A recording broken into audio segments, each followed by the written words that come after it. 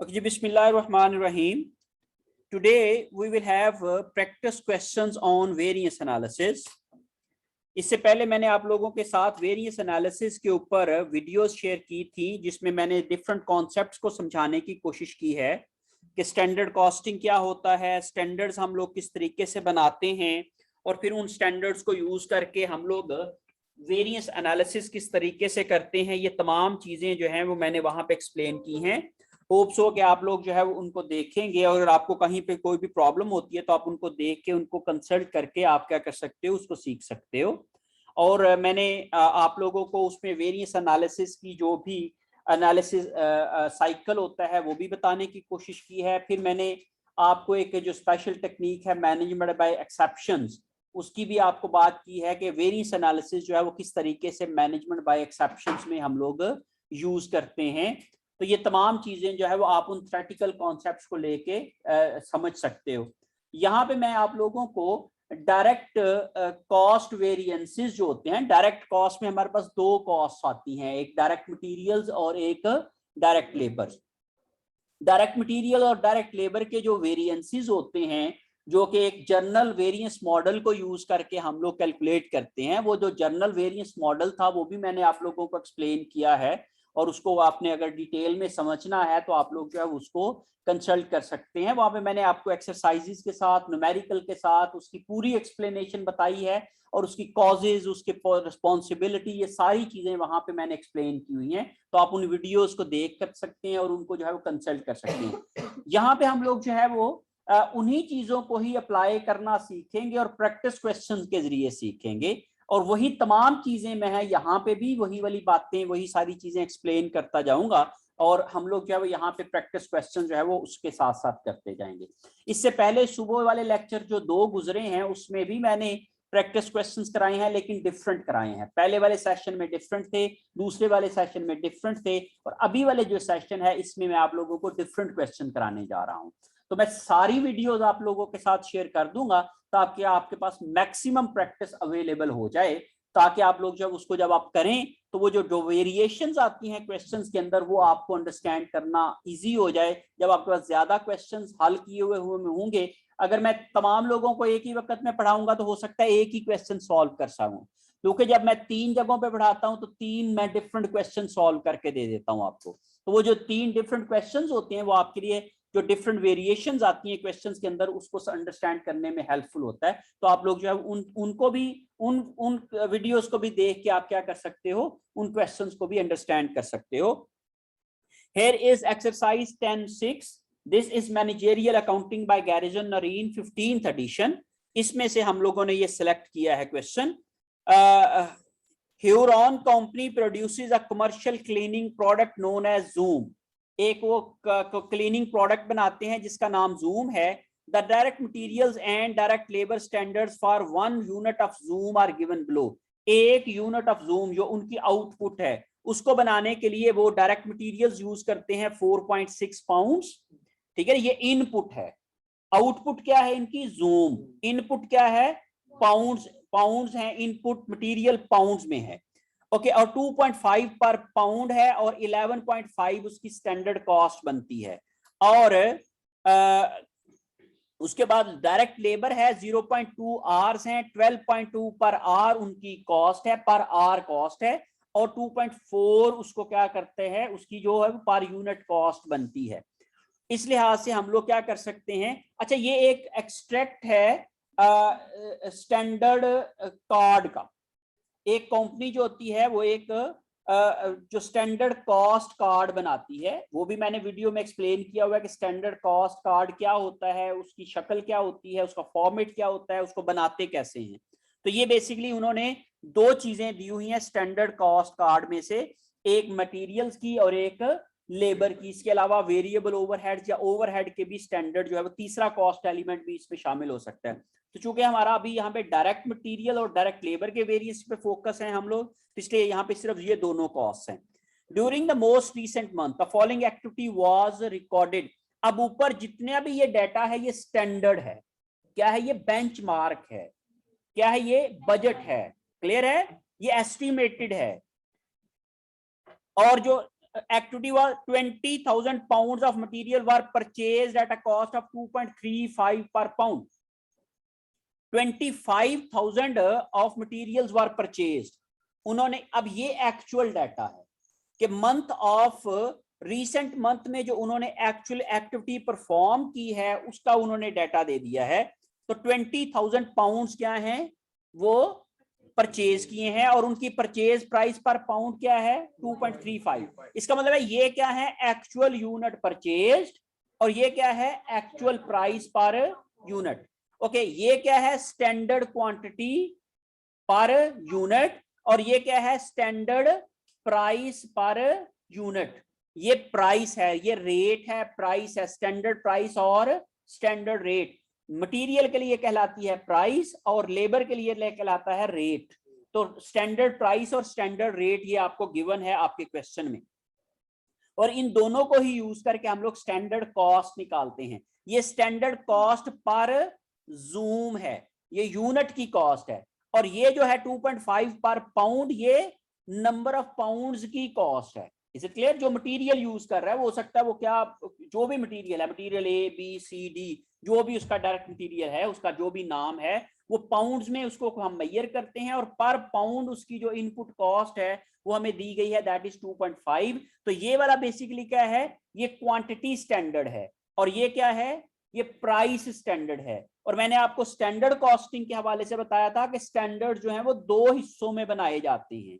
दो तरह के स्टैंडर्ड्स होते हैं, एक होता है क्वांटिटी स्टैंडर्ड और एक होता है प्राइस स्टैंडर्ड। तो यहाँ पे स्टैंडर्ड कॉस्ट कार्ड के अंदर ये दोनों स्टैंडर्ड्स दिए जाते हैं। इन दोनों के बगैर सवाल करना पॉसिबल नहीं होगा। आपने जब भी क्वेश्चन करना है तो आपको ये दो तरह की इंफॉर्मेशन हर हाल में अपने क्वेश्चन में से एक्सट्रैक्ट करनी है, आपने ढूंढनी है। अगर नहीं है तो वो आपका फिर सवाल हल नहीं होगा। Okay, all of the material purchase was used to produce 4,000 units of zoom। ये तमाम के तमाम जितने भी यूनिट्स हम लोगों ने परचेज किए हैं वो सारे के सारे यूज हो गए हैं, और एक्चुअल प्रोडक्शन कितनी हुई है 4,000। एक्चुअल आउटपुट कितनी है 4,000, और एक्चुअल इनपुट कंज्यूम्ड कितनी है जी 25,000 पाउंड्स। कितनी है 20,000 पाउंड्स। क्लियर है?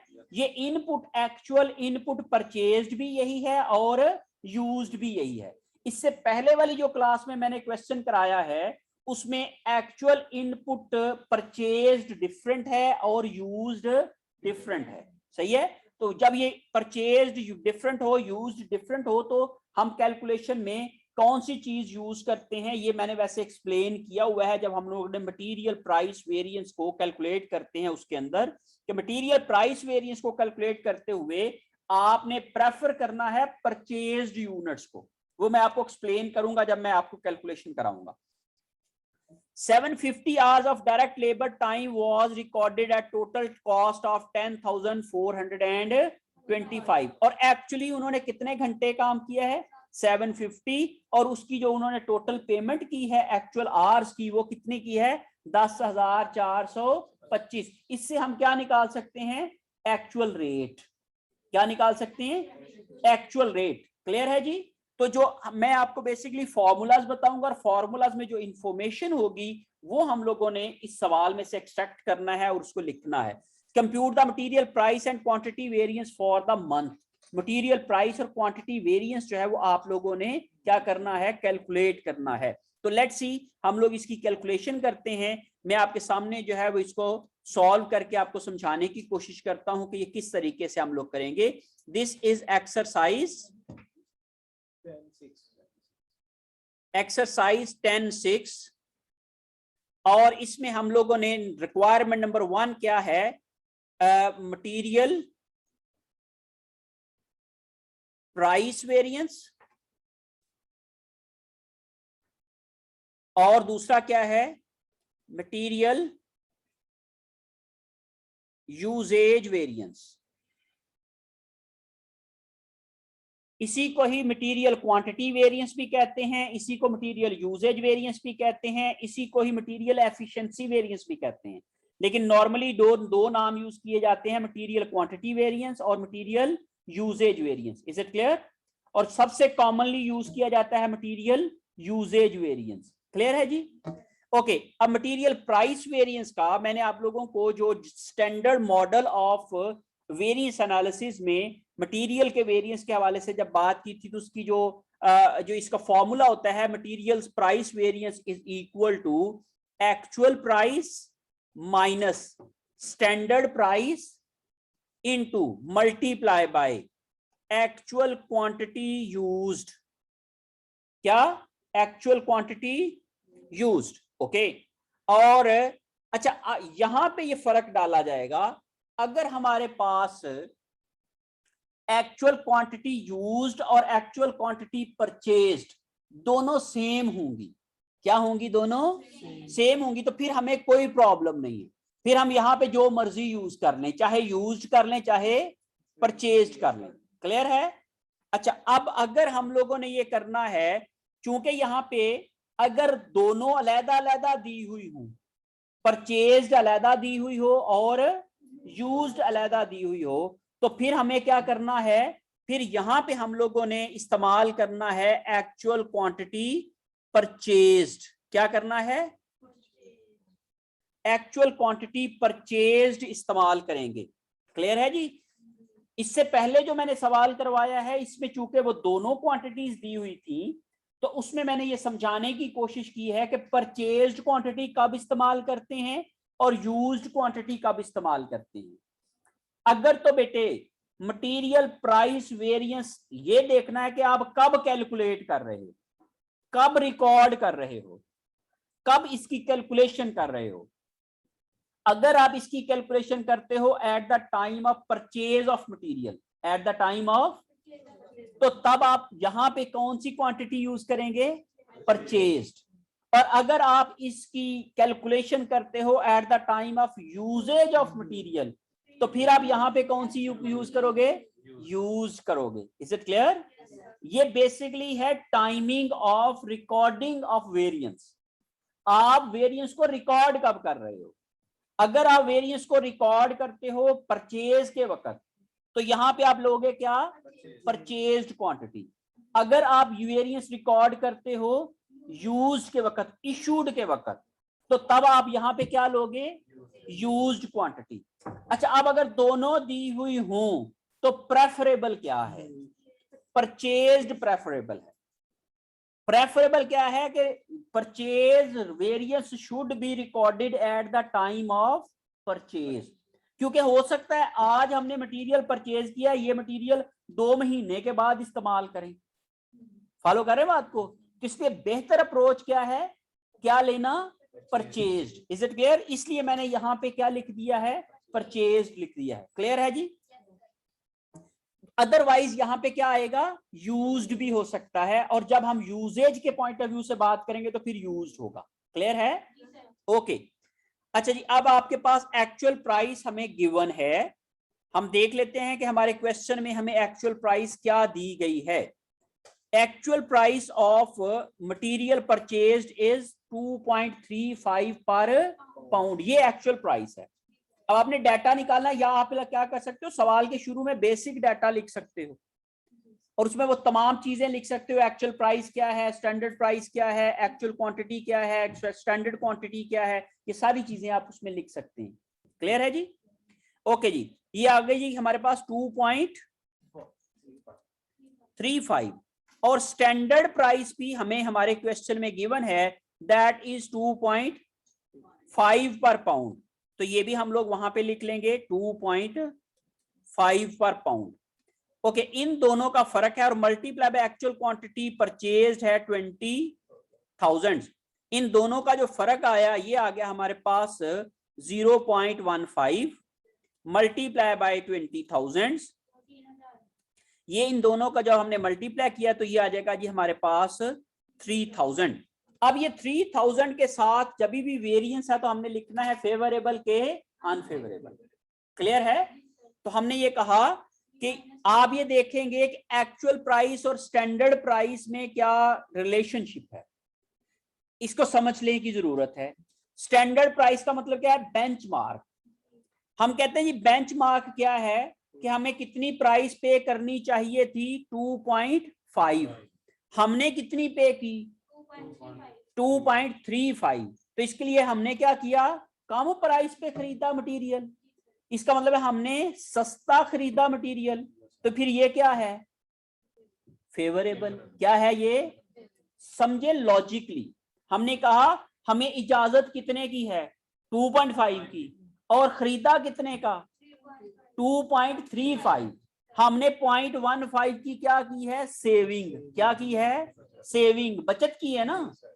एक्चुअल प्राइस जब कम होगी बजटेड प्राइस से तो सेविंग होगी, तो ये जो सेविंग की है वो हमारा क्या है, फेवरेबल। क्या है ये, फेवरेबल। तो ये यहां पे हम लोग क्या लिखेंगे, इसको फेवरेबल। क्लियर है जी। अब आ जाती है बात इसकी तरफ यूजेज पे। यूजेज का फॉर्मूला होता है actual quantity used, actual quantity used minus standard quantity allowed for actual output. जो हमने एक्चुअल आउटपुट की है उसको बनाने में कितने मटेरियल लगना चाहिए था, अलाउ कितना था, फॉलो करें बात को, मल्टीप्लाई बाय स्टैंडर्ड प्राइस पर पाउंड पर इनपुट। क्लियर है जी।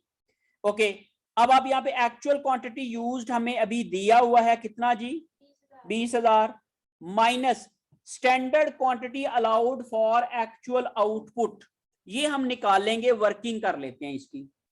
Standard quantity allowed for actual output is equal to, इसका फॉर्मूला क्या होगा, actual output multiply by standard quantity per unit, standard quantity of input per unit, एक unit के ऊपर standard quantity कितनी लग रही है। अब हमारे सवाल में ये हमें इंफॉर्मेशन प्रोवाइडेड है, आप जरा गौर करें, हमें कहा गया जी कि टोटल कितने यूनिट्स बनाए हैं जूम के, 4,000, ये एक्चुअल आउटपुट आ गई। क्लियर हो गई बात। और एक यूनिट को बनाने में कितने पाउंड लगते हैं, ये स्टैंडर्ड आउटपुट, स्टैंडर्ड इनपुट आ गई पर यूनिट। क्लियर है। तो इन दोनों को यूज करके मैं क्या करूंगा, निकाल लूंगा स्टैंडर्ड क्वांटिटी अलाउड और budgeted quantity allowed for actual output. आपने फ्लेक्सिबल बजट बनाना सीखा था ना, ये वही वाली बात है कि फ्लेक्सिबल बजट एक्चुअल लेवल पे बनता है। तो हम ये कहते हैं एक्चुअल लेवल पे कितनी क्वांटिटी यूज होनी चाहिए थी, ये उसकी बात हो रही है। क्लियर हो रही बात। ओके जी। अब मैं ये कहता हूं ये 4,000 यूनिट्स थे जूम के, मल्टीप्लाई बाय एक यूनिट के ऊपर जो स्टैंडर्ड क्वांटिटी यूज हो रही है वो कितनी है 4.6, और इसके मुताबिक है जी 18,400, 18,400 पाउंड यूज होना चाहिए ये मटेरियल। ठीक है ना जी। तो हमने कहा जी 18,400 को हम लोगों ने इधर लिख दिया 400 और multiply by standard price, standard price हमें दी गई है दैट इज 2.5। इन दोनों का हमने डिफरेंस लिया तो ये आ जाएगा जी हमारे पास 1,600, इसको जरब किया 2.5 के साथ तो ये आ गया हमारे पास 4,000, हमारे पास जो है वो ये आ गया। अब हमने देखना है कि ये फेवरेबल है कि अनफेवरेबल है।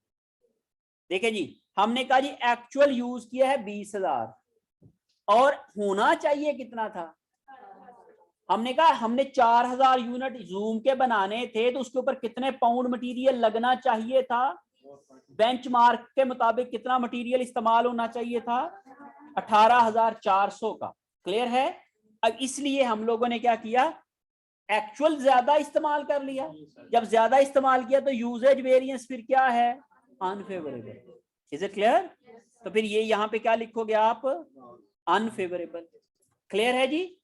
अब आप इन दोनों को क्या करोगे, प्लस करोगे, दोनों को कंपेयर करो जरा, नेट ऑफ करो। ये क्या है? फेवरेबल। ये क्या है? इन दोनों का नेट मीन के ये पॉजिटिव है तो ये नेगेटिव है, ये नेगेटिव है तो ये उलट है ना एक दूसरे के। अगर ये भी फेवरेबल होता तो ये भी फेवरेबल होता तो फिर प्लस करते, अगर ये दोनों अनफेवरेबल होते तो फिर भी प्लस करते। अभी चूंकि अपोजिट है अलजबरा, सही है कि नहीं? नेगेटिव पॉजिटिव साइन, तो अनफेवरेबल फेवरेबल क्या है? नेगेटिव पॉजिटिव है। तो अगर एक पॉजिटिव हो और एक नेगेटिव हो तो नेट ऑफ करोगे, तो नेट ऑफ करेंगे तो क्या आ गया? 1000। अब 1000 क्या है? अनफेवरेबल बेटे, अनफेवरेबल बड़ा है, 4000 ज्यादा है ना। 4000 में से 3000 निकला तो क्या आ गया? 1000 unfavourable. Is it clear? Okay, अब ये जो 1000 अनफेवरेबल है इसको हम कहते हैं materials spending variance. Material spending variance. अब मटीरियल स्पेंडिंग वेरिएंस क्या होता है ये मैं आपको अगले वाली स्लाइड में समझाने की कोशिश करता हूं, फिर आपको सारा एक्सप्लेन करूंगा। ठीक है? अच्छा जी, अब ये देखें जी, हमने कहा कि अभी अगर मैं ये कहूं कि मुझे मटीरियल स्पेंडिंग वेरिएंस निकालना है तो मैं लिखूंगा materials spending variance is equal to, ये बराबर होगा बेटे actual materials cost minus standard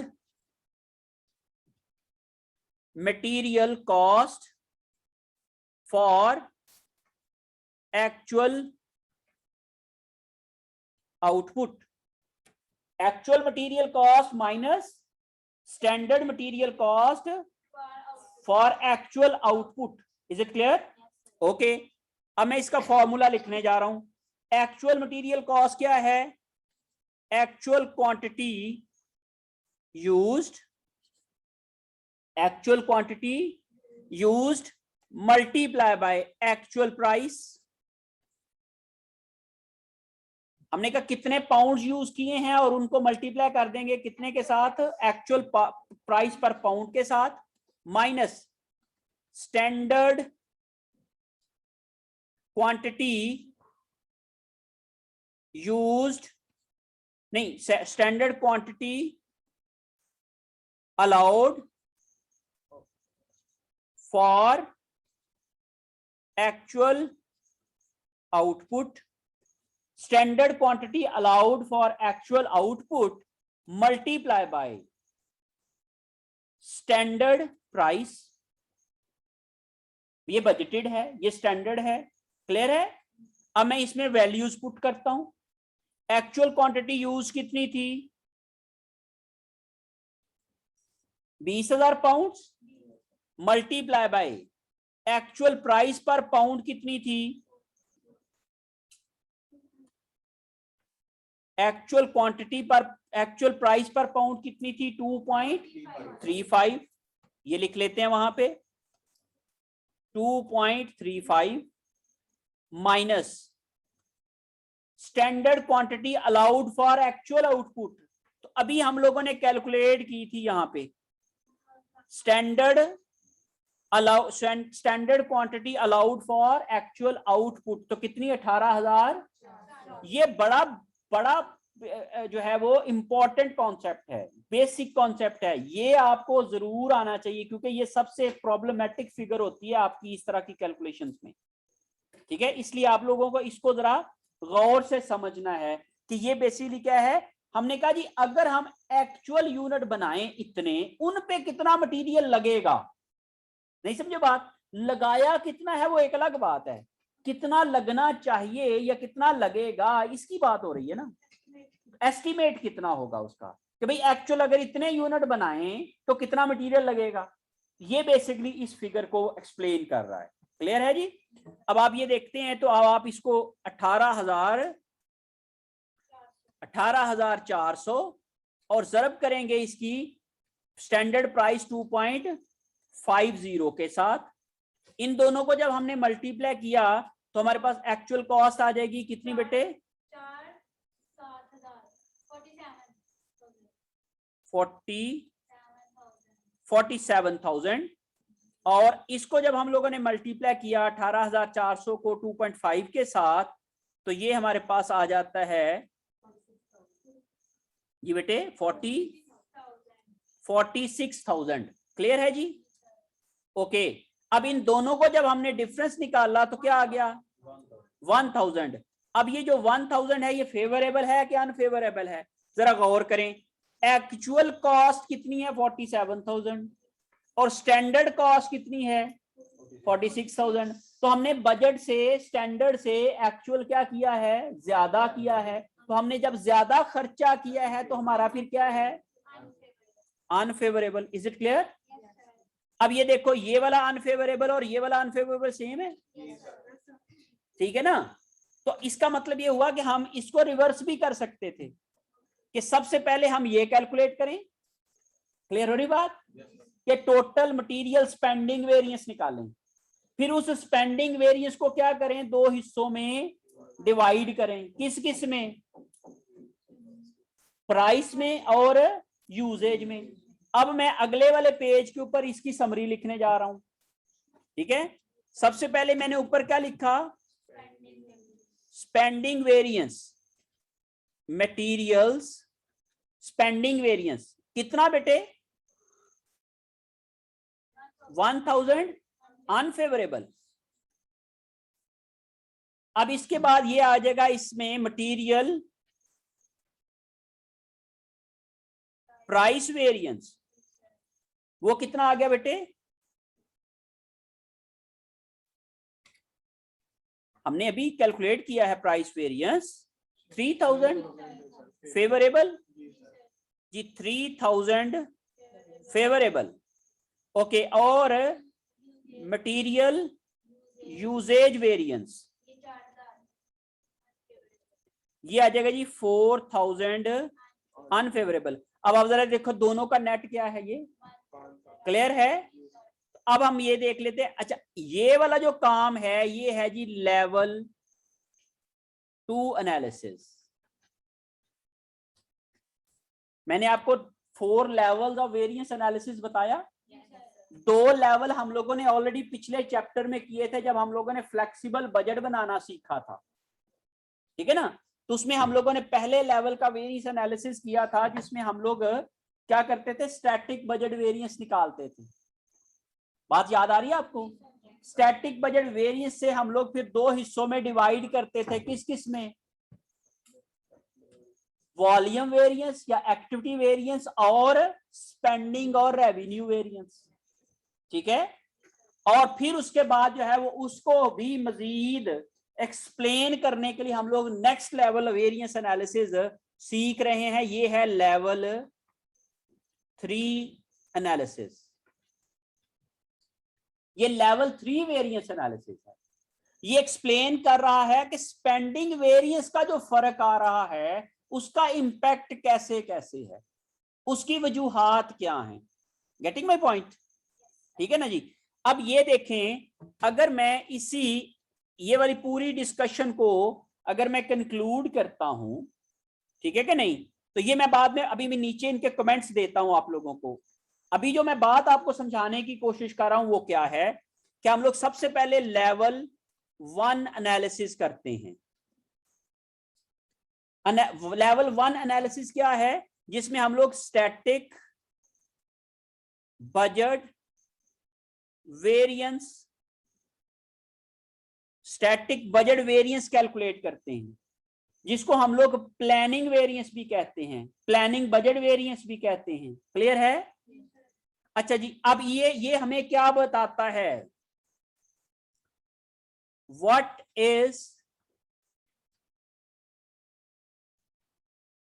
is the difference in income, revenues और एक्सपेंसेस।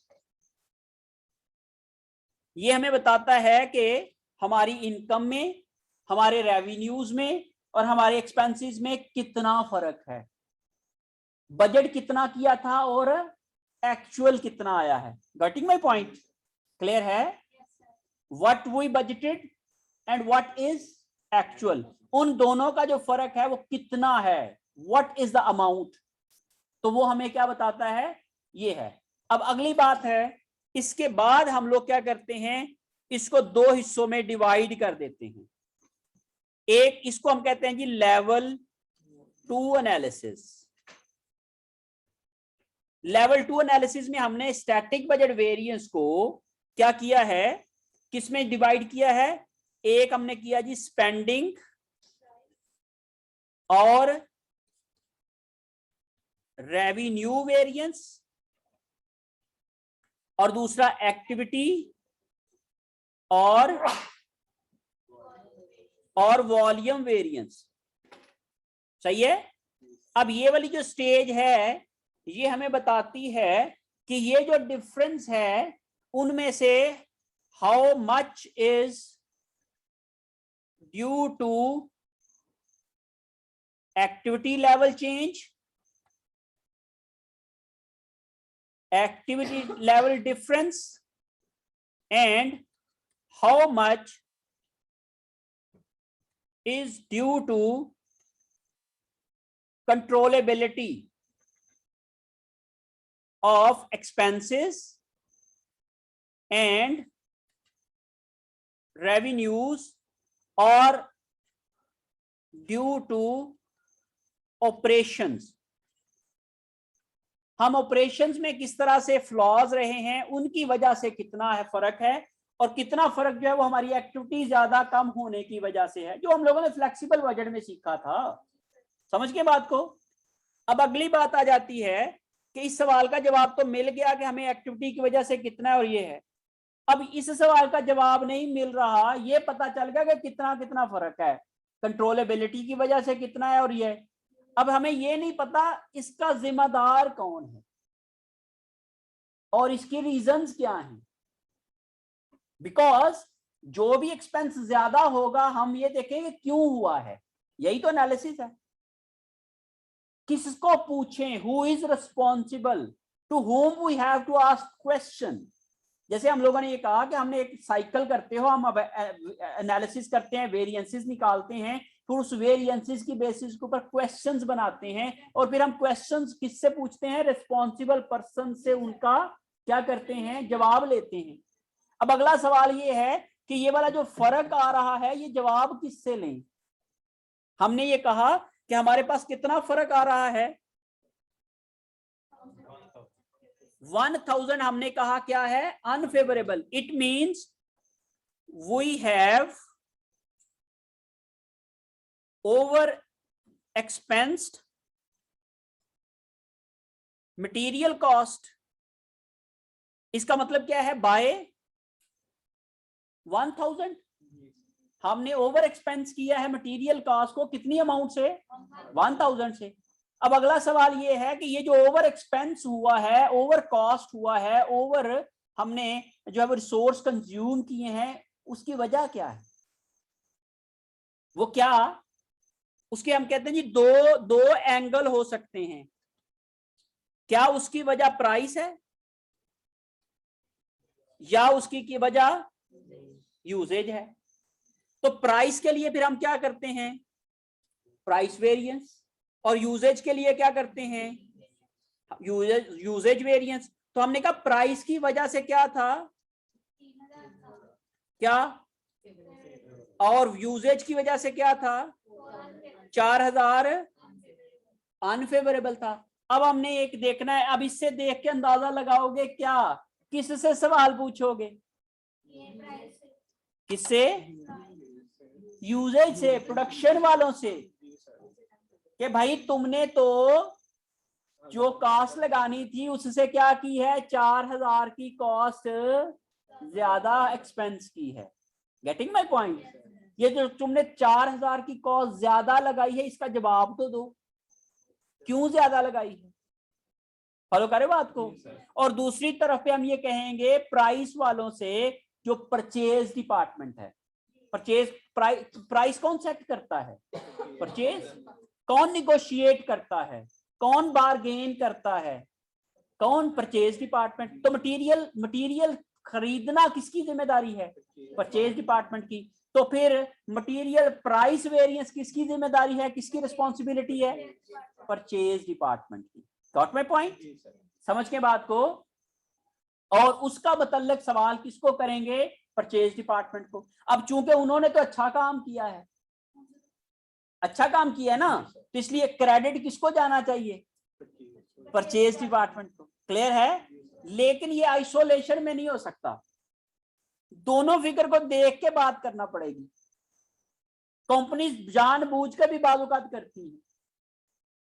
ठीक है, मैं आगे चल के रीजंस की जब बात करता हूं इसके ऊपर तो फिर आपको मजीद एलैबोरेट करूंगा। अब मैं अब ये आपको समझ आ गई। अब ये मैंने जब ये एनालिसिस किया तो मुझे ये पता चल गया कि ये जो 1000 का खर्चा ज्यादा हुआ है उसमें किसका किरदार कितना है। समझ के बात को?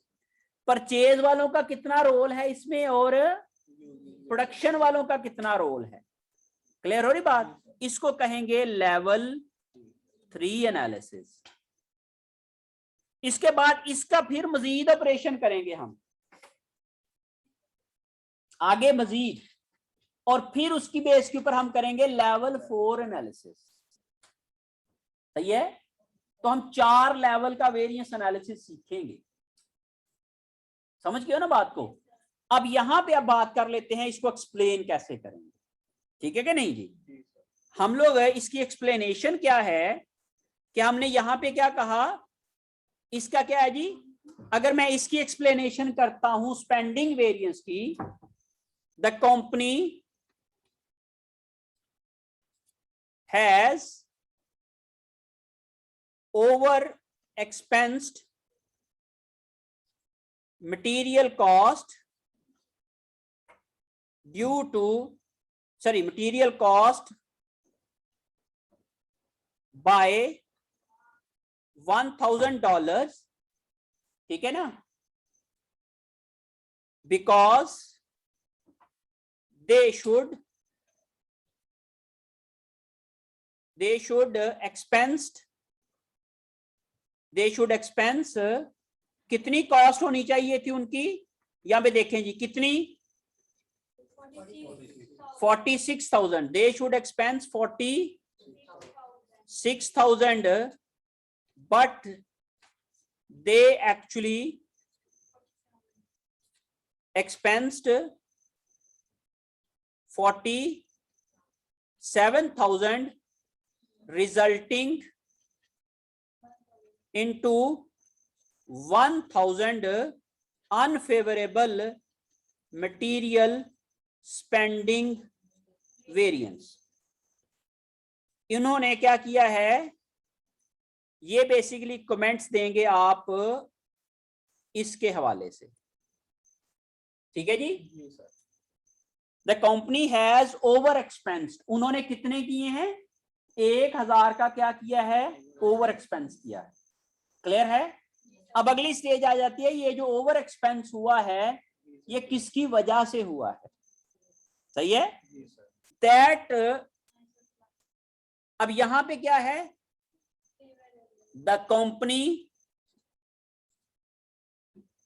कंपनीज परचेज डिपार्टमेंट क्या किया जी उसने? Has saved $3,000 in purchase of materials. उन्होंने क्या किया? 3,000 की क्या की है? सेविंग की है। Getting my point? रिजल्टिंग लिखा जी वो 3,000 इन परचेज ऑफ मटीरियल्स। ठीक है, अब इसकी एक्सप्लेनेशन क्या करोगे? दे शुड एक्सपेंस्ड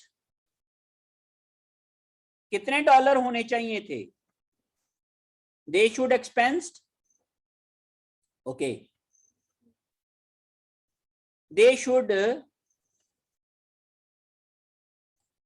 पे $2.50 per pound, but actually they purchased materials at lower price of 2.35 per pound, resulting into a favorable materials price variance of कितना जी 3000। समझ गए बात को? जो मैं आपको समझाना चाह रहा हूं, जो मैंने पूरी डिस्कशन में आपको बताया है, the company purchase department has saved 3000। the allowed price or standard price on which they should have purchased the material was 2.5, but they actually purchased material at lower price, that is 2.35, which resulted into saving of 3000। तो ये जो 3000 save हुआ उसकी वजह क्या थी, क्यों हुआ है, ये मैंने आपको बताने की कोशिश की है। ठीक है जी। अब आ जाती है बात इसकी तरफ, इसकी रीजन क्या है।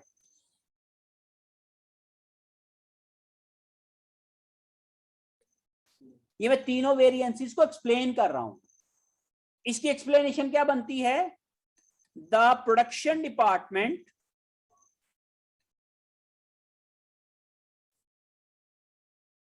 has used extra materials costing $4,000। Production department ने क्या किया है, $4,000 का मटेरियल क्या किया है, एक्स्ट्रा इस्तेमाल किया है। क्यों? दे शुड यूज, उनको बेटे कितने पाउंड यूज करना चाहिए था, 18,000। They should use 18,400 pounds of material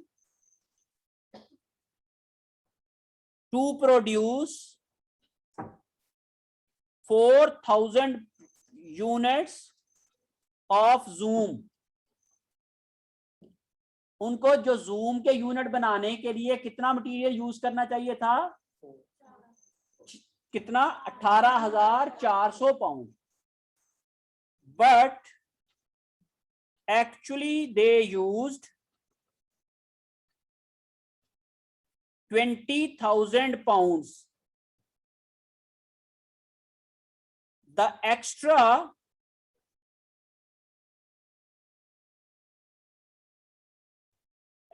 use of 1,600 pound resulted into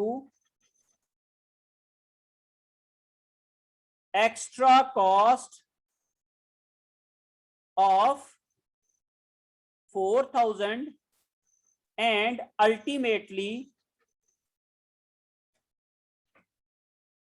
unfavorable variance of 4,000 या अनफेवरेबल वेरिएंस, इस तरह कह ले। क्लियर है जी, समझ के बात को।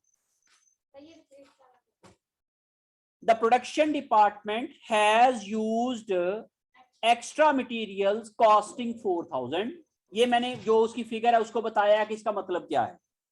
They should use 18,000 pounds of material to produce 4,000 units of Zoom।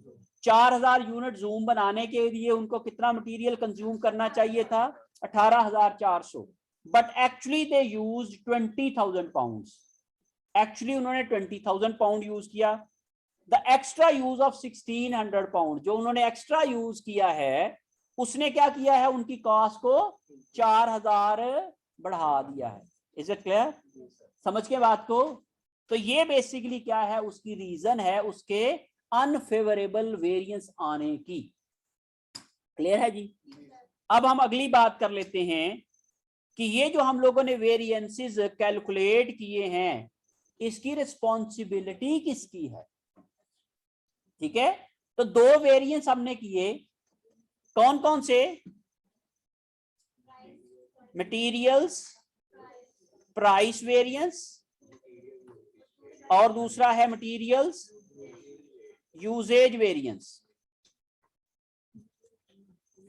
Okay, अब मटेरियल प्राइस वेरिएंस की रिस्पॉन्सिबिलिटी की जब मैं बात करता हूं, ये रिस्पॉन्सिबिलिटी है किसकी जी? परचेज डिपार्टमेंट की, परचेज मैनेजर की, अगर मैं मैनेजर की बात करता हूं, क्लियर है जी। और दूसरी तरफ पे मैं यूजेज की अगर बात करता हूं तो ये रिस्पॉन्सिबिलिटी किसकी है? प्रोडक्शन डिपार्टमेंट की, या फिर प्रोडक्शन मैनेजर और सुपरवाइजर। सही है ना जी, प्रोडक्शन मैनेजर प्रोडक्शन सुपरवाइजर एक ही बात है। क्लियर है जी।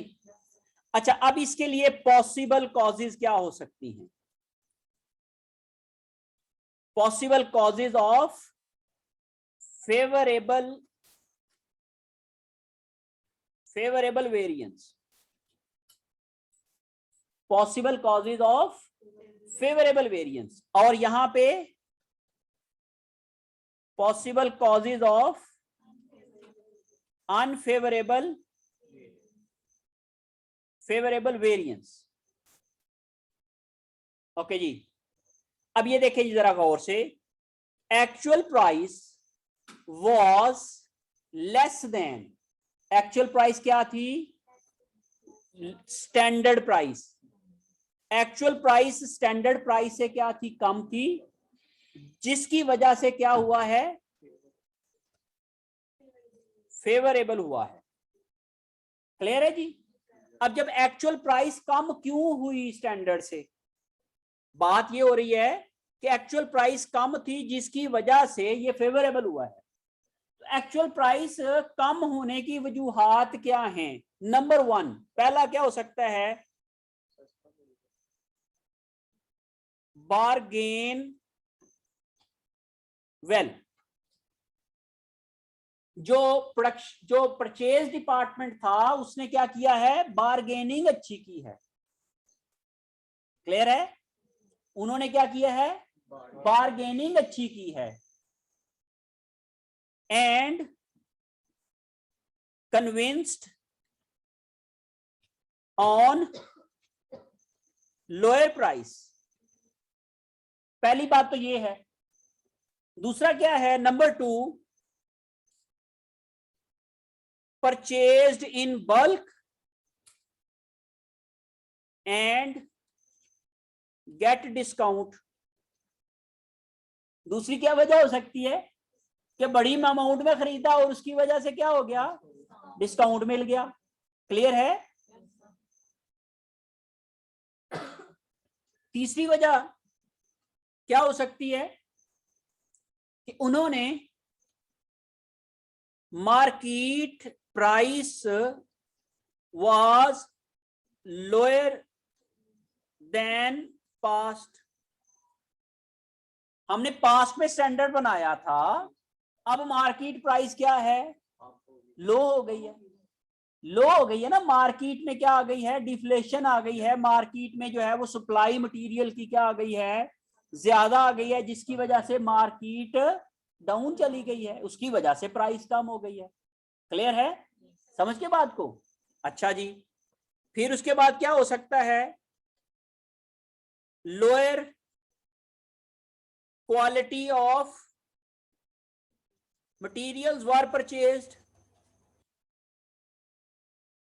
मटेरियल की क्वालिटी कम रखी गई थी जिसकी वजह से सस्ता मिल गया। समझ गए बात को? ये भी वजह हो सकती है। तो अब हम पॉसिबल कॉजेज ढूंढ रहे हैं ना, हो सकता है कोई भी हो, तो हम बीइंग इन्वेस्टिगेटर काम कर रहे हैं।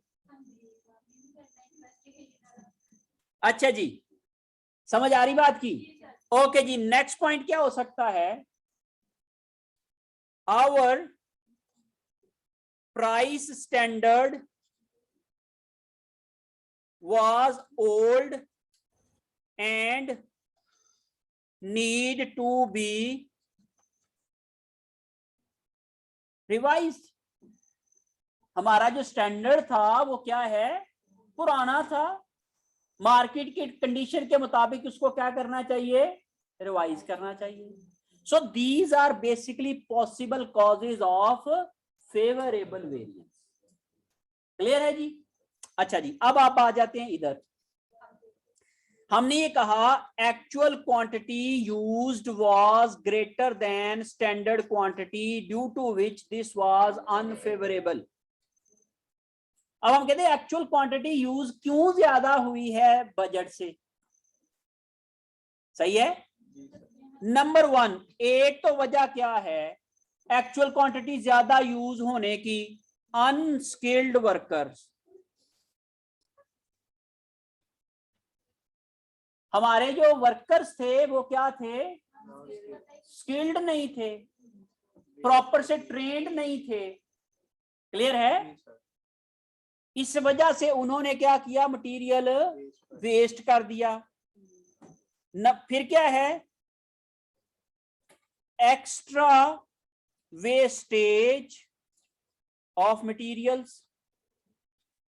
मटेरियल्स की एक रेंज से ज्यादा वेस्टेज हुई है.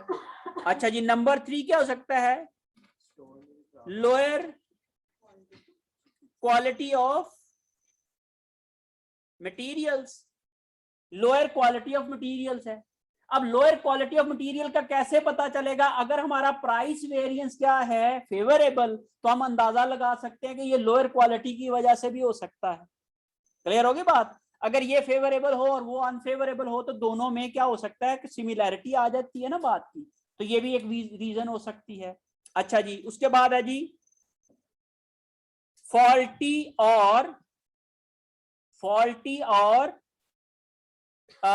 या फॉल्टी मशीन्स और ऑपरेशंस. हमारा ऑपरेशन जो है वो क्या हो गया, उसमें कोई गड़बड़ आ गई है, कोई फॉल्ट आ गया है, जिसकी वजह से क्या हुआ, हमारा मटेरियल जाया हो रहा है, ज्यादा लग रहा है. Getting my point. Okay, next point क्या हो सकता है इसके लिए,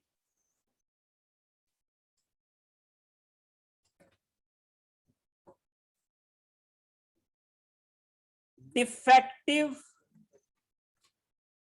प्रोडक्शन हैज इंक्रीज्ड.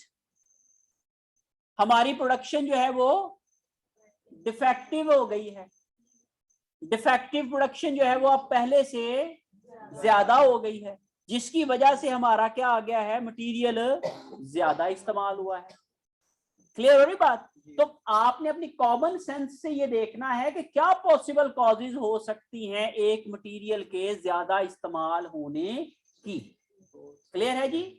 तो ये मुख्तलिफ वजूहात हैं जिसको हम लोग जो है वो क्या कर सकते हैं, एक्सप्लेन कर सकते हैं, आइडेंटिफाई कर सकते हैं, और इसको हम यूज करके क्वेश्चन का आंसर दे सकते हैं कि हमारा जो है वो ये मटेरियल्स जो है वो क्यों ज्यादा लग रहे हैं, उसकी रीजंस क्या हैं. तो मैंने आपको यहाँ पे रिस्पॉन्सिबल भी बता दिया है और उसके रीजंस भी बताई हैं, और उसके फिर जाहिर है ये रीजंस आइडेंटिफाई होंगी तो करेक्टिव एक्शन बनेंगे ना. तो जो हम एंड स्टेज के ऊपर फीडबैक लेने के बाद करेक्टिव एक्शंस लेते हैं. सही है. तो इसलिए पहली बात यह कि ये आइडेंटिफाई करना कि प्रॉब्लम है कहां पे, फिर उसकी क्या वजूहात क्या हैं, और फिर उसके बाद उसके लिए करेक्टिव एक्शन को सजेस्ट करना, मेजर करना, ये हमारी जो है वो पूरा वेरिएंस एनालिसिस साइकिल का एक जो है वो सीक्वेंस होता है, एक प्रोसीजर होता है.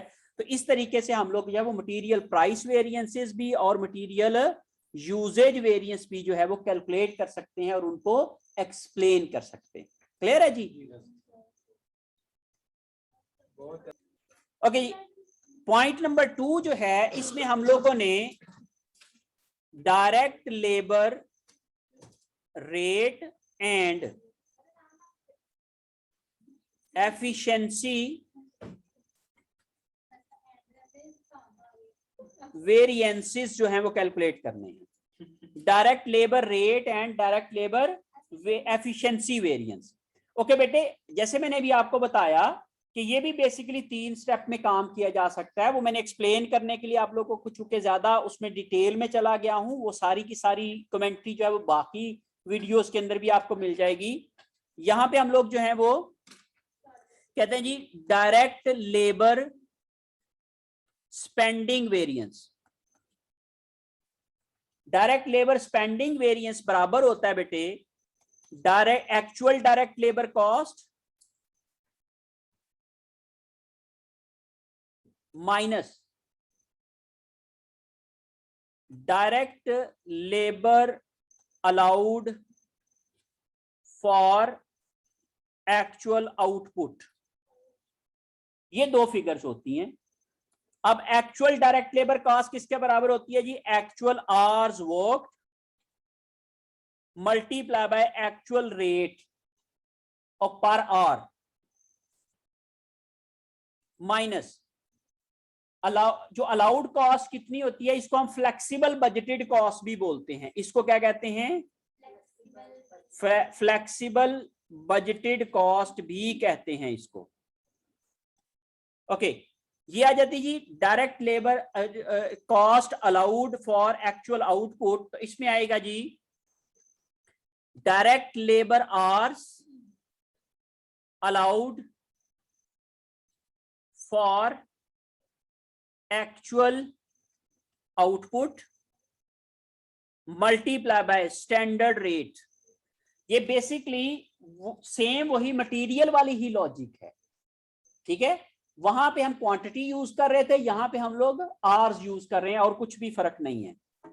एक्चुअल आवर्स उन्होंने हमें बता दिए हैं कि कितने एक्चुअल आवर्स उन्होंने काम किया है, वो है 750। नजर आ रहा है आपको क्वेश्चन में? ओके जी, ये 750 हम लोग वहां पे लिख लेते हैं जी। 750 मल्टीप्लाई बाय एक्चुअल रेट हमें गिवन नहीं है, हमें एक्चुअल रेट निकालने जा रहा हूं। एक्चुअल रेट बराबर होगा actual cost divided by actual hours. Actual cost divided by actual hours. Actual cost जो हमें फॉर्म क्वेश्चन में गिवन है दैट इज 10,425, ये दी गई है, और उसके आवर्स दिए गए हैं 750। तो आप इसकी जो है वो कैलकुलेशन कर लें जी। 10,425 डिवाइडेड बाय 750, तो क्या आ जाता है जी रेट?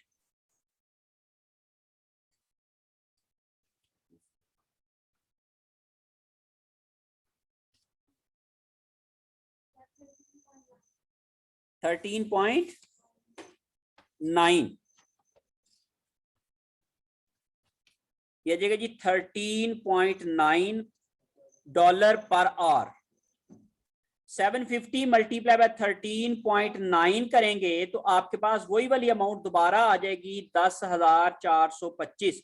इसलिए आप अगर इसको डायरेक्टली 10,425 भी लिख देंगे तो ये फिर सारी कैलकुलेशन करने की जरूरत नहीं है। लेकिन मैंने चूंकि समझाने के लिए कि बाज़ औक़ात तो सवाल में इंफॉर्मेशन उस तरीके से नहीं दी हुई होती है, इस वजह से आप इसको कैलकुलेट कैसे करेंगे ये भी एक आपके लिए जरूरी है। माइनस आप कहते हो जी direct labour hours allowed for actual production. Labour hours allowed for actual production बराबर होता है जी, ये किसके बराबर आ जाएगा जी? Actual output multiply by standard hours per unit. Actual output थी, हमने कहा जी 4000 जूम बनाए हैं उन्होंने, और स्टैंडर्ड आवर पर यूनिट जो है वो हमें गिवन है, ये हमें उन्होंने बताया हुआ है हमारे स्टैंडर्ड कॉस्ट कार्ड के अंदर, ये है 0.2 आवर्स। कितने हैं जी? ओके जी 0.2 आवर्स। आप इसको जो है वो वहां पे नोट कर लेंगे 0.2। तो 4000 को 0.2 से मल्टीप्लाई करेंगे तो क्या आ जाएगा जी? 800 ये आ गया, मल्टीप्लाई बाय एक्चुअल रेट भी हमें गिवन है हमारे क्वेश्चन में, वो है जी हमें 12 पर आवर। तो ये हम लोग जब वहां पे 12 के साथ मल्टीप्लाई कर देते हैं 12 के साथ, और जब हमने इन दोनों को मल्टीप्लाई किया तो ये आ जाएगा जी 9,000 600। अब इन दोनों का जो डिफरेंस लिया तो क्या आ गया, 10,425, 825 जो है वो हमारे पास इसकी फिगर आ गई। और ये 825 फेवरेबल है कि अनफेवरेबल है? देखें, एक्चुअल कॉस्ट थी 10,425 और जो बजटेड या स्टैंडर्ड या बेंचमार्क है वो कितना है, 9,600। तो फिर ये क्या है, अनफेवरेबल। ये आ गया क्या, अनफेवरेबल। अब इसके बाद इसको दो हिस्सों में ब्रेक कर लेते हैं, सही है। हमने कहा जी स्पेंडिंग वेरिएंस कितना आ गया हमारे पास, डायरेक्ट लेबर स्पेंडिंग वेरिएंस आ गया 825 अनफेवरेबल। अब ये दो हिस्सों में डिवाइड होगा, क्या, लेबर रेट वेरिएंस और लेबर एफिशिएंसी वेरिएंस। ओके जी, लेबर रेट वेरिएंस क्या है, हम लोग इसका फॉर्मूला लिखते हैं जी, actual rate minus standard rate into actual hours worked, actual hours. और लेबर एफिशिएंसी वेरिएंस क्या आएगा, actual hours minus standard hours allowed for actual output multiply by actual hours worked. आप इस तरह से लिख लें, ये भी एक्चुअल आवर वर्क्ड आ जाएगा, multiply by standard rate. Actual rate हमने अभी कैलकुलेट किया था, एक्चुअल रेट वो क्या आया था हमारे पास, हम अपने कैलकुलेशन पे चलते हैं। यहां पे हमने कहा 13.9, ऐसा ही है ना जी, तो 13.9 मैं यहां पे लिख लूंगा, माइनस स्टैंडर्ड रेट है जी 12 और एक्चुअल आवर्स वर्क्ड कितना है 750। इसी तरीके से एक्चुअल आवर्स वर्क्ड 750 और standard hours allowed for actual production अभी हम लोगों ने कैलकुलेट किए हैं, दैट इज 800 और स्टैंडर्ड रेट मल्टीप्लाई बाय 12। अब आप कर लेंगे, इन दोनों को आपने किया तो 1.9 मल्टीप्लाई बाय 750 और ये दोनों को किया तो 100 मल्टीप्लाई बाय 12, तो इसका जवाब आ जाएगा जी 1200 और इसका जवाब आ जाएगा, आप करें जी कैलकुलेट, क्या बनता है, 1.9 को मल्टीप्लाई करेंगे आप लोग,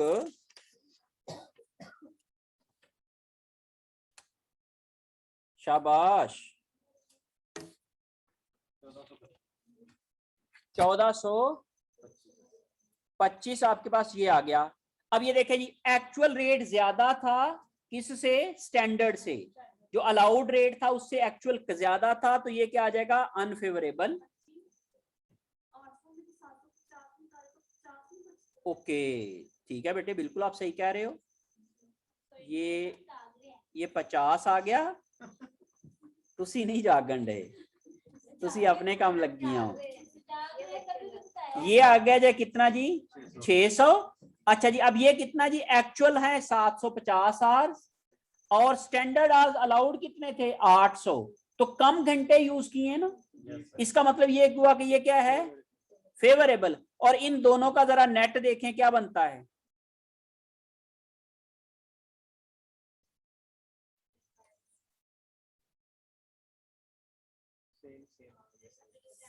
सही है। 825 क्या आ गया, क्या आ गया जी, अनफेवरेबल आ गया। अब इसकी भी एक्सप्लेनेशन बिल्कुल उसी तरीके से जैसे मैंने आपको पहले बताई है ना, मैं करवाने नहीं लगाऊं भाई, आप खुद देखोगे खुद लिखोगे, आप खुद करोगे खुद लिखोगे इसको ना, जैसे मैंने पहले आप लोगों को लिखवाई हैं बिल्कुल इसी तरीके से इनकी एक्सप्लेनेशन आप खुद लिखेंगे। पहले आप लोग वेरिएंसेस को एक्सप्लेन करेंगे, स्टेप सुन लें। पहले आप वेरिएंसेस को एक्सप्लेन करेंगे कि ये तीनों वेरिएंस का मतलब क्या है और उनकी उनकी उनकी ये जो कैलकुलेशन है, इनके बिहाइंड पे ये जो लॉजिक्स क्या हैं, क्लियर है कि 825 जो फर्क आ रहा है किस वजह से आ रहा है, ये मैंने पहले लिखवाया आपको मटेरियल में। फिर उसके बाद मैंने कहा 1425 जो अनफेवरेबल नजर आ रहा है ये किस वजह से आ रहा है, हमने कहा रेट हमने इतना देना था, इतना ज्यादा दिया है जिसकी वजह से ये आया है। फिर उसके बाद हमने कहा जी कि यूजेज क्यों, एफिशिएंसी क्या है, हमने कहा इतने घंटों में काम करना था, इतने यूनिट बनाने थे, लेकिन हमने कितने घंटों में किया है, 800 में करना था, लेकिन हमने कितनों में कंप्लीट कर लिया, 750 में, इसलिए हमने क्या किया है, 50 आवर्स सेव किए हैं, जिसकी वजह से हमारी 600 की कॉस्ट सेव हुई है। Is it clear? और इसकी रिस्पॉन्सिबिलिटी या क्रेडिट किसको जाएगा, लेबर एफिशिएंसी का क्रेडिट जाएगा किसको, किसको, लेबर एफिशिएंसी किसके अंडर होती है, लेबर, प्रोडक्शन डिपार्टमेंट के। तो ये वाला किसकी रिस्पॉन्सिबिलिटी है, ये रिस्पॉन्सिबिलिटी है प्रोडक्शन की या प्रोडक्शन मैनेजर की, और ये वाली किसकी रिस्पॉन्सिबिलिटी है,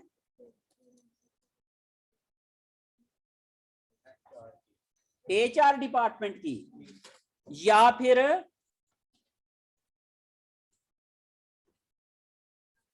प्रोडक्शन वालों की। अगर प्रोडक्शन वाले हायरिंग कर रहे हैं, मजदूरों को प्रोडक्शन वाले लगा रहे हैं उनको चूज करके, तो फिर प्रोडक्शन की, या ऐसे कह लें जिस जो बंदा भी इनकी हायरिंग कर रहा है वो इसका रिस्पॉन्सिबल होगा कि किस रेट पे वो हायर कर रहा है, मजदूर किस रेट पे हायर किए जा रहे हैं, ये बेसिकली उसकी रिस्पॉन्सिबिलिटी होगी। और इसकी पॉसिबल कॉजेज क्या हो सकती हैं, जैसे मैंने मटेरियल्स में आपको लिखवाई हैं, इसी तरीके से आप इसकी HR वाली भी पॉसिबल कॉजेज जो है वो लिख सकते हैं, जो जो फेवरेबल है और जो जो अनफेवरेबल है उसके मुताबिक है। अच्छा, फेवरेबल के उलट अनफेवरेबल की होंगी और अनफेवरेबल के उलट फेवरेबल की होंगी। तो जो भी आपको वीडियोस शेयर की हैं उसमें भी कॉजेज बताई हुई हैं क्वेश्चन के मुताबिक, यहाँ पे भी मैंने क्वेश्चन के मुताबिक कॉजेज बताई हैं, सुबह वाले सेशंस में भी बताई हैं। सही है?